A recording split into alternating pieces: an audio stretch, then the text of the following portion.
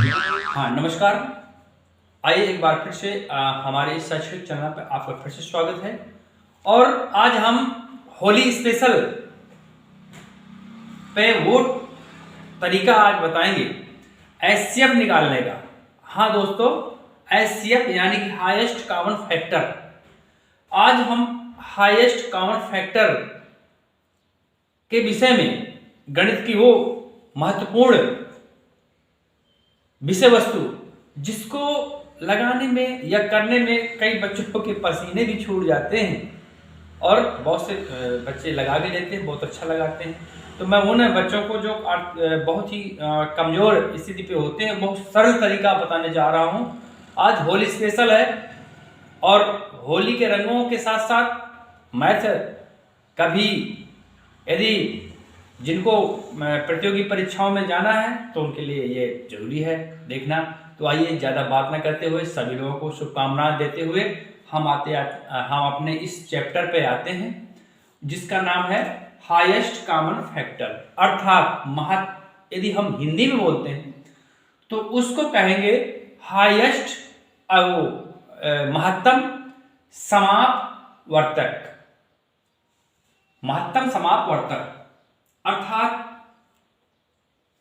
Highest common factor मतलब उसका यह हुआ कि किन्हीं भी दो संख्याओं का या दो से अधिक संख्याओं का यदि हमें मासापा निकालना है, एचसीएफ निकालना है, उनका हाईएस्ट कॉमन फैक्टर निकालना है, जो तीनों संख्याओं में एक जो कॉमन फैक्टर है, फैक्टर अर्थात गुणनखंड कहलाता है, तो वो कॉमन गुणनखंड कहलाएगा। तो आइए देखते हैं, दो संख्याएं लेते हैं या तीन संख्याएं लेते हैं, कितनी भी संख्याएं ले सकते हैं और उसके विषय में बहुत सी विधियां भी हैं। तो आइए हम देखते हैं, दो संख्या लेकर के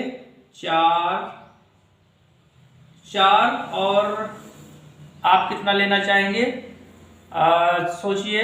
छोटी सी संख्या लेनी है, चलिए हम इनका दुगना 8 ले लेते हैं। ठीक, हमने एलसीएम में भी यही संख्या ली थी, इसमें भी ले लेते हैं, क्या दिक्कत है, पढ़ना ही तो है, समझना है। इसके बाद जब समझ में आ जाए तो हम बड़ी से बड़ी संख्या ले सकते हैं। तो आइए, 4 है, एक तरफ 8 है और हमने इनके फैक्टर निकाले।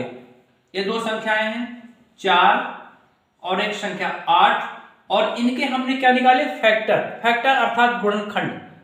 और ऐसे गुणनखंड जो अभाज्य गुणनखंड होते हैं, आपको मालूम होगा अभाज्य गुणनखंड, तो इनके अभाज्य गुणनखंड जो कटते ना हो, मतलब जो किसी दूसरी संख्या से नहीं कटते, वो स्वयं में एक अभाज्य होते हैं, दूसरी संख्याओं को काटते हैं वो, तो वो है 2 गुणे 2 अर्थात 4, जिनका गुणनफल 4 हो जाए, उस संख्या के बराबर आ जाए, वही उनके गुणनखंड हुए। और ये क्या हुए,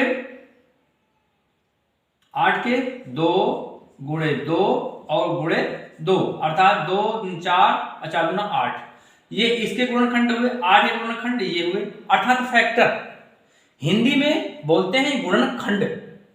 गुणन जो हमारा गुणनफल है उसके ये खंड है, ये हमारा एक 4 गुणनफल है किन्हीं खंडों का, तो उनके खंड ये हैं, इसको बोलेंगे गुणनखंड।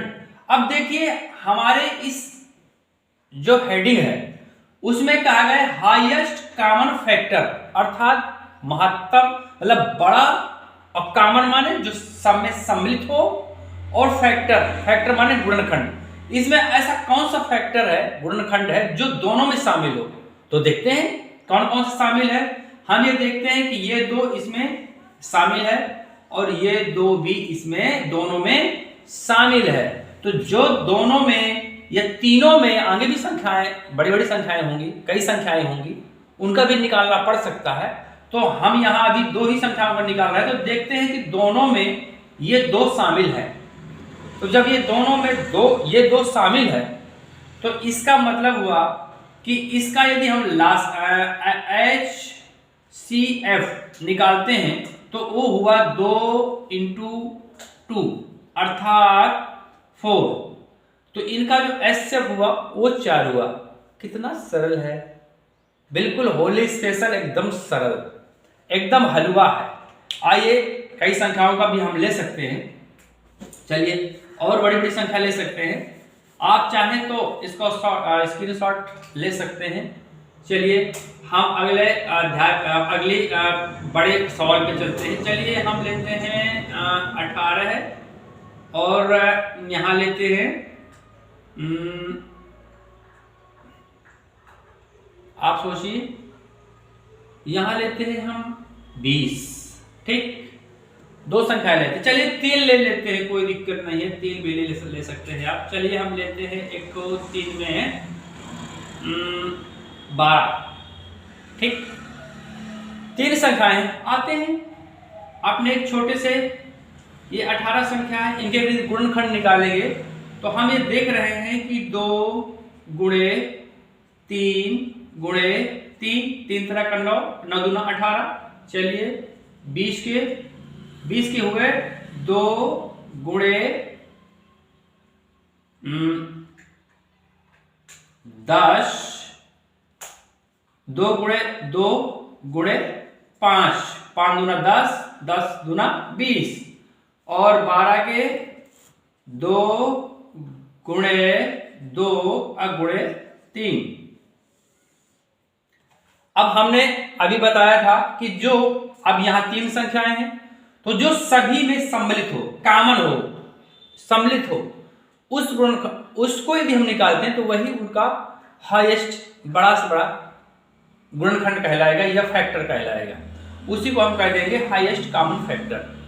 तो देखते हैं यहां जो ये वाला 2 सभी में शामिल है, मगर यहां 3 है, यहां 3 है, इधर 3 है और 2 सभी में शामिल। अब कोई संख्या सभी में शामिल नहीं है। यहाँ 5 है तो इधर 5 नहीं है, यहाँ 5 नहीं है, यहाँ 2 है, यहाँ 2 है, मगर यहाँ 3 है, यहाँ 3 है, यहाँ 5 है, यहाँ 3 है। इसलिए सभी में उभयनिष्ठ कोई संख्या या कोई अंक उभयनिष्ठ अंक नहीं है, केवल एक ही अंक उभयनिष्ठ है, 2। इसलिए हम इन सब का HCF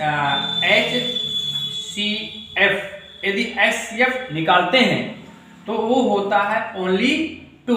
यही हमारा आंसर होगा। अब बताइए एनी प्रॉब्लम? अच्छा, कोई प्रॉब्लम नहीं है।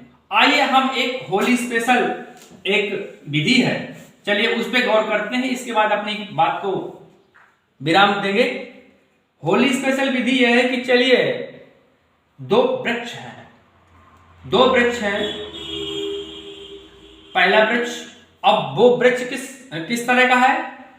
वो एक वृक्ष है, मान लीजिए 18 है, ये एक 18 का वृक्ष है, 18 नाम का। और ये एक वृक्ष है, ये एक वृक्ष है, कोई एक संख्या मान ले आप, कोई भी एक संख्या।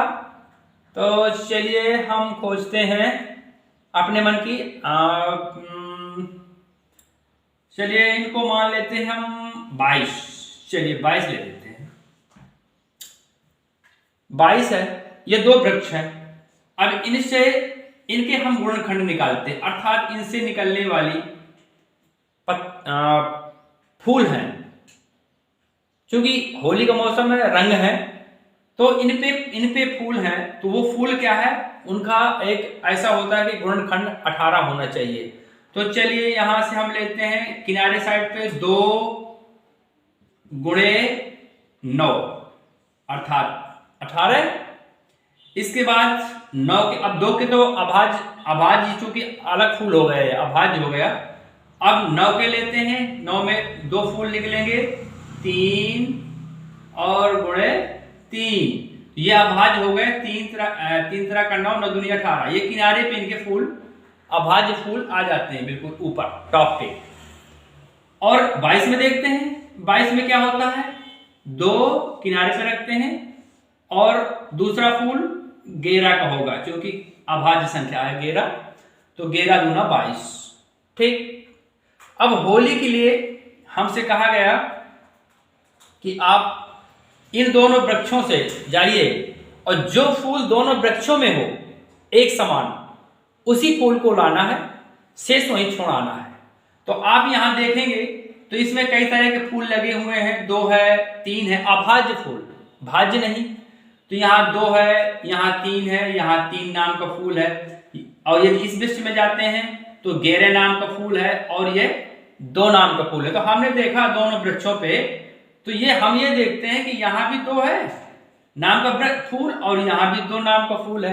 तो जब एक ही तरह के दोनों फूल हैं तो हमारा हाईएस्ट HCF होगा, HCF, इनका HCF होगा 2 और इधर भी 2, इसलिए इन दोनों से हमने फूल निकाल लिए और वो HCF होगा केवल 2।